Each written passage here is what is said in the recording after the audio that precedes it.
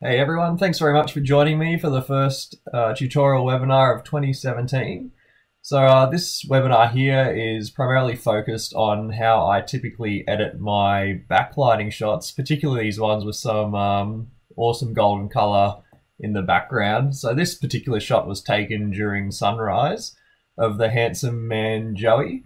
So the image you're looking at here is the complete image with Lightroom and Photoshop edits. I'll flick over to the raw image straight out of my camera. As you can see, drastically different. So this shot was deliberately taken a bit underexposed just to maintain some of the color in the background. I'll go through my typical Lightroom editing techniques first, and then we'll take it through to Photoshop for some final touches. So the first thing here will be to get some more shadows brought out of Joey. He's obviously quite underexposed at the moment. So I'll start with just the basics panel and work my way through. So in this image, I really want to bring out a lot of the shadows. So I'll start by taking them up almost to the top. I'm going to just hit the J key to get my clipping notifications on here so I can see where I'm losing detail. Just to offset bringing up those shadows, I'm going to drop the blacks because, as we can see, Joey's snout there is looking a bit grey. This white balance is obviously quite a bit too cool and green for my liking, so I'm just going to give it a bit of a hit. That warmth looks a lot better. Give this magenta obviously a bit of a boost as well. That's starting to look better to me. There's a tiny bit more. Don't want Joey looking too magenta, but I want to be able to bring out these nice golden backlights in the background. Just to get a bit more shadows out here, I'll switch down here and give the darks a bit of a hit in the tone curve. As you can see, that's starting to look quite a bit nicer. Sacrificing some of the blacks here, so I'm just going to bring those down a little bit more. I just don't want to lose too much detail in Joey's face. You can see we're starting to get a few little black speckles around here. I'm not too concerned about those at this stage. I'll give the whites a little bit of a hit. We're looking like a little bit flat through Joey's body. I just don't want to sacrifice too much of the detail in this backlit area. That will probably do it for now. Now, I don't like to boost exposure too much in Lightroom because I do find it tends to wash images out if I'm not too careful. But I'll give it just a little bit of a hit, maybe up to 0.3. And once again, I'll give those blacks a bit of a drop down. I think it's starting to look pretty good. Maybe still a tiny bit too blue for my liking. I'm just going to give the warmth a bit of a hit.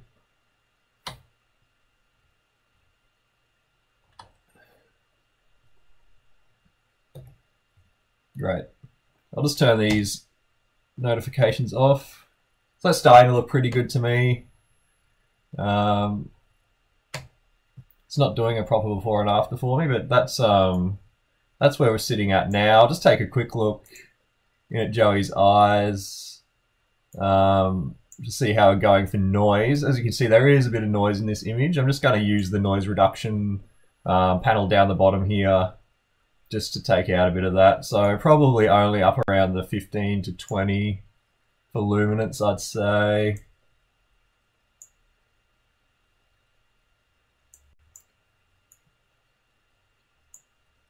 Light, it's needing a little bit more. Let's do a quick before and after. Not too bad. I might just maintain a bit more detail. Don't want him to look too soft. Let's take another look there. Before and after. Much better. A bit of gunk around his eyes here. I'm going to take that out in Photoshop. I just find those tools a little bit easy to work with. But look, for a Lightroom edit, I'm finding that's looking pretty good. Because I am a little bit OCD, I am going to go and raise this magenta a little bit more. I find it's just looking like a tiny bit too green for my liking. Alright. I think I'll leave it there. Okay, now to bring it into Photoshop, I just use the Control E shortcut, export to Photoshop.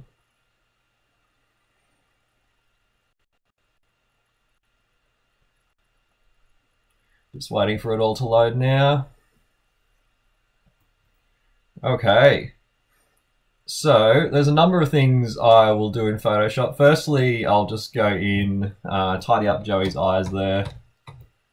Now I'm just going to use the clone stamp tool to do that. 100% opacity is fine for this kind of thing. Drop that brush size down. Just got to take some of the good area around here and paint it on. And look, that's probably about all I'll do there. It's already looking quite a bit better.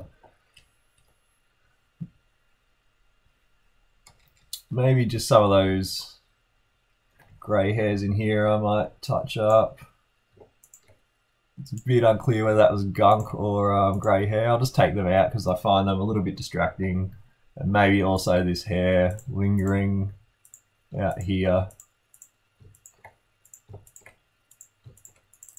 Finding that a bit distracting as well. Okay. So the first thing I will do here is I will just add a levels layer. All I want to do initially is just get a bit of a soft light filter on here. It's obviously way too heavy in terms of opacity, but I'm just going to drop that back to say, try around a 30% opacity initially.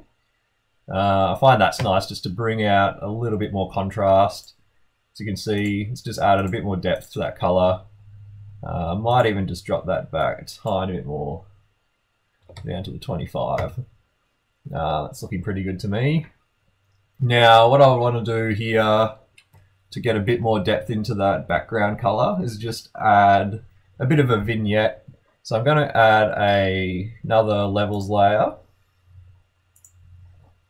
I'm going to drop these midtones down to get a bit more depth. Now I'm going to paint this off Joey shortly, so don't be too concerned about Joey himself.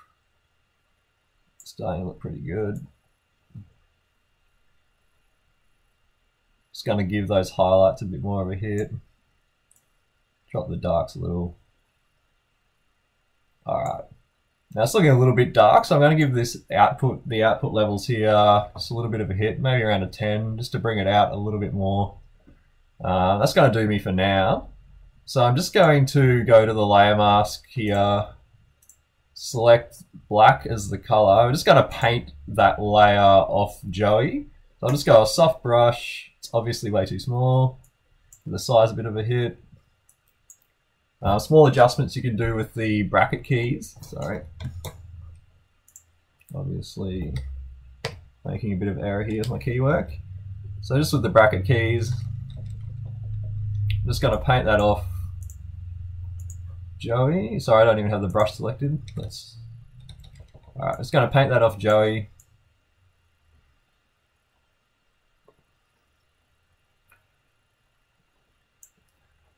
Alright.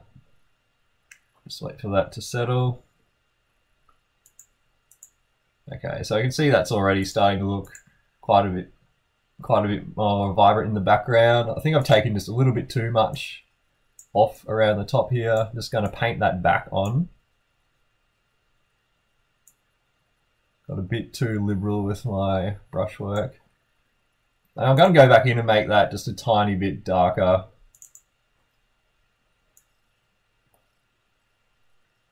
Maybe around 0.6 on the midtones there. Perfect. Next thing here, just your standard vibrance layer. Gonna give it a bit of a hit with vibrance. Don't want Joey to get too saturated, so I'll probably paint this off Joey. Tiny bit of saturation. I find the saturation can get a bit overbearing. That's looking pretty good. Now I'm just going to paint a little bit of that off Joey. I might just change my brush opacity down to say around a 30%. Just get that off Joey. It's making his snout look a little bit blue.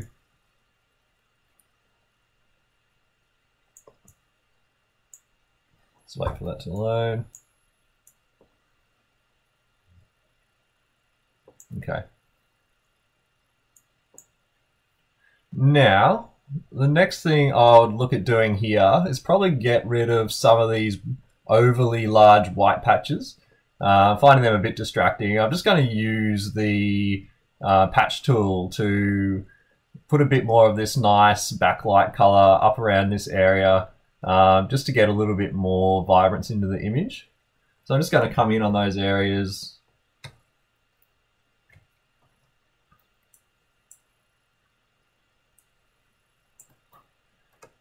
I'm going to go over to my patch tool here, and I'm just going to highlight some of these white areas. I'll start with the smaller patch and just bring it on down to an area of the image that we want. Wait for that to load. Oh, sorry, I had the layer mask selected there, rookie mistake. So just make sure when we're using that tool to go back down to the background layer at the bottom. I'll do that exact same process again.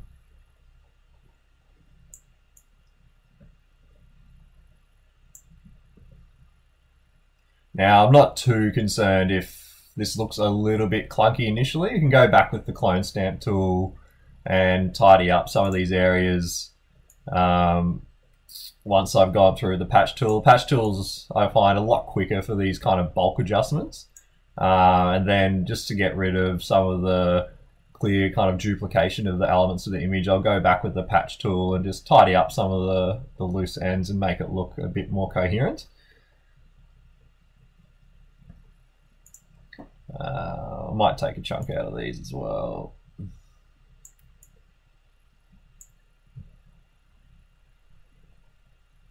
Now you can kind of, this is all to taste quite obviously, so you can go as heavy with these edits as you like. I just wanted to get a little bit more vibrance into that part of the image. So I'm going to go in with the clone stamp tool now, just tidy that up a little bit. I'll drop my opacity down, maybe to around 70%. That brush size is too large, just bring it down.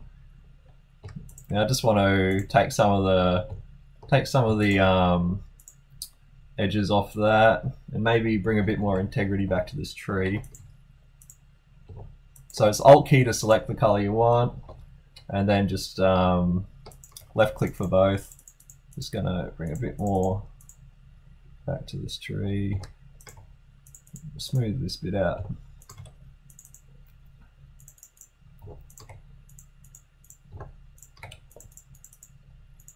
Now you get the idea here. You'll notice that this particular image won't be exactly the same as the one that I put on Instagram and Facebook earlier, but I just wanted to give you an idea of the tools that I'm using. Now the next trick I did in the initial Photoshop version was use one of these selective color layers. Now the trick here is to select the color you want to edit. So I'm just going to select the yellows here and add a bit more magenta to these. Now I'm not going to apply this to the entire image, we're just going to paint this onto the sections we want. As you can see, it's having quite a drastic effect on these areas of the background. That's exactly what I want. I might even drop the blacks a little bit too, just to make it a little bit more dramatic. And once again, this is all to taste, but I just want to give you an idea of the typical stages I go through. So I'm just going to Control I that layer, just to turn it off, and we're just going to go and paint it onto the areas we want. So I'm going to go through with 100% opacity, and we're just going to paint that on with a white brush to the areas we want to affect. So all these nice yellow areas around the edge.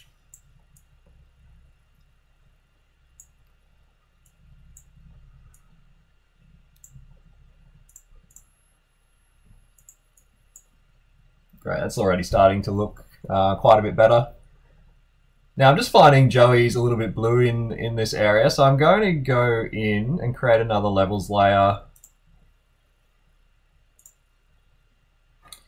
I'm just going to go down to the blues. Let's zoom in on Joey's snout a bit. It's a little bit distracting to me. I'm just going to see if we can drop a little bit out of the blues here. Alright, once again, I'm not going to apply this to the whole image. I'm just going to paint it off Joey's snout. Alright, that's starting to look quite a lot better to me. Yeah, as you can see. I don't want that to the whole image, just to Joey's snout itself. So once again, invert the layer mask, go through with a white brush. I'm just going to shrink this down. 100% opacity is fine. We're just going to paint this off, just to take a bit of that horrendous blue off his snout. Alright. Quick before and after. As you can see, that's looking quite a lot more natural. Now there's not a whole lot. That's already starting to look pretty good to me personally. I'll just flick back to the initial import. So this was the image when we initially took it in. You can see it's quite a bit more flat, not quite as much vibrance as we're getting down in this final edit. I'm probably finding this area a bit distracting up here, but for the purpose of this, I'm not going to go into too much more detail. Obviously, you saw the process with the patch tool, so I'd probably tidy this spot up a little bit if I were doing this image for a client. But as that's looking now, I'm fairly happy with that. I think the one last comment, just to get a little bit picky, is that Joey himself's probably lacking a bit of contrast. So I'll just show you one more kind of subtle trick, once again just using the levels layer. Now I'm just going to add a bit more contrast essentially to Joey, dropping the blacks a little bit, not too much. Maybe just give it up to about a 5 or 6. Increase these highlights.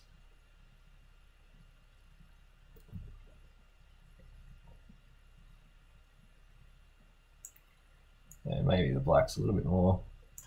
How's that looking? Okay, that's just, in my opinion, that's just made Joey pop that little bit more. Once again, I'm just going to paint that onto Joey himself. So I'll invert the layer mask, same old trick. We've got some white paint. I'll just drop the opacity down to 80 odd. I'm not going to get too anal with how I'm going to paint this on. Just paint it over his body.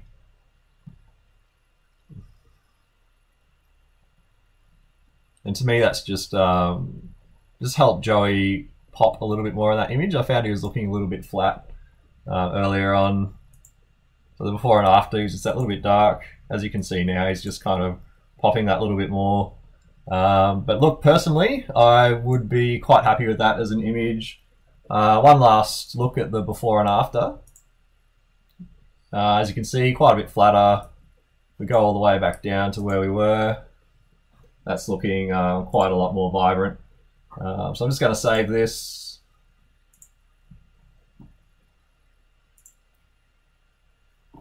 Let's see if Lightroom's going to be friendly for me.